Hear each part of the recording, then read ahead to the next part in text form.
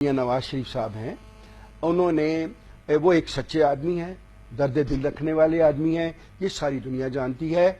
उनकी सखावत को भी सारी दुनिया जानती है। आज से नहीं, जब से वो इस पेशे उसमें सियासत में आए, और उस सियासत से भी पहले जबकि उनका इत्तफाक इंडस्ट्री थी, उनके वालिद का था। मुझे अच्छी तरह याद है कि तकरीबन लाहौर में उनके वालिद साहब लोगों के तकरीबन 6000 लोगों के बिजली के बिल अदा किया करते थे, वो जो नहीं कर सकते थे।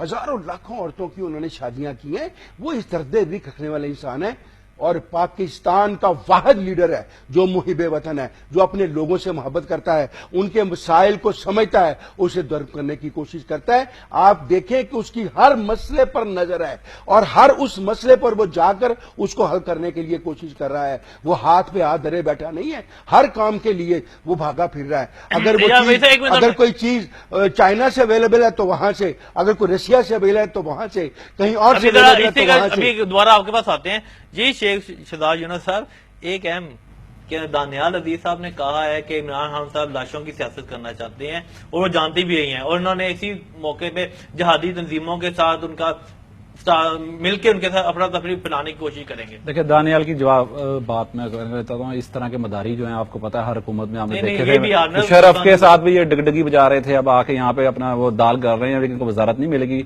इसलिए मैं नॉन सीरियस आदमी की बात का जवाब नहीं देना चाहता। लाशों की बात कर रहे हैं, सियासत की बात कर रहे हैं, तो भाई वजीर दाखिला साहब जो है, बैंड जो है अहले सुन्नत व अल जमात जो कि हुकूमत ने बैन किया, हमने तो नहीं की ना। उनके जो सरबराह है उनके साथ मीटिंग क्यों कर रहे थे, उसका पहले जवाब दें। जहां तक आए हम इशू के ऊपर अस्पतालों की बात कर रहे हैं, तो अस्पतालों का ये हाल है, फैसलाबाद में जो सिविल हॉस्पिटल है वो सबसे बड़ा हॉस्पिटल है।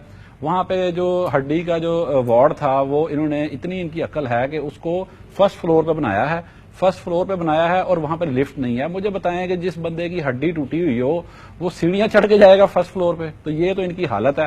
फिर आप आए आगे आगे देखें, आगे सुने 8 साल से, हाँ सुने ना, सुने राणा सनाउल्लाह का इफ्तिताह कर रहा है, उसको नजर नहीं आया किसने किया, क्या किया। ठीक है, आगे आए चिल्ड्रन हॉस्पिटल, शहबाज शरीफ साहब 7 साल पहले उसको इफ्तिताह करके गए फैसलाबाद में जी कि ये बहुत बड़ा बनेगा, वो आज तक कंप्लीट नहीं हुआ। तो इनकी ये प्रायोरिटी है, इनकी प्रायोरिटी ये है कि जो सेहत को अरबों रुपए और मेट्रो और खट्टी ट्रेन जो चलनी है, पता नहीं कब चलनी है, उसको अरबों खरबों रुपया इन्होंने अलॉट किया है। तो प्रायोरिटी क्या है?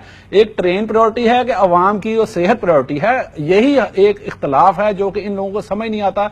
ये समझते हैं कि आपके घर में बच्चा बीमार है, आप उसकी दवाई ना लें, आप एक गाड़ी ले लें, आप ये बता रहे हैं, तो यही समझते हैं हम तो कर रहे हैं। क्योंकि बात यह है कि जब एक वो बड़ा प्रोजेक्ट आएगा तो उसमें करप्शन का रास्ता होगा। आवाम के लिए तो अगर कोई चीज बनाएंगे तो वो आवाम की सेहत के ऊपर खर्च होगी, वो तो इनको तो कुछ नहीं मिलेगा। हालांकि उसमें भी दवाइयों में भी करप्शन हो रही है, तो वो एक अलग चैप्टर है।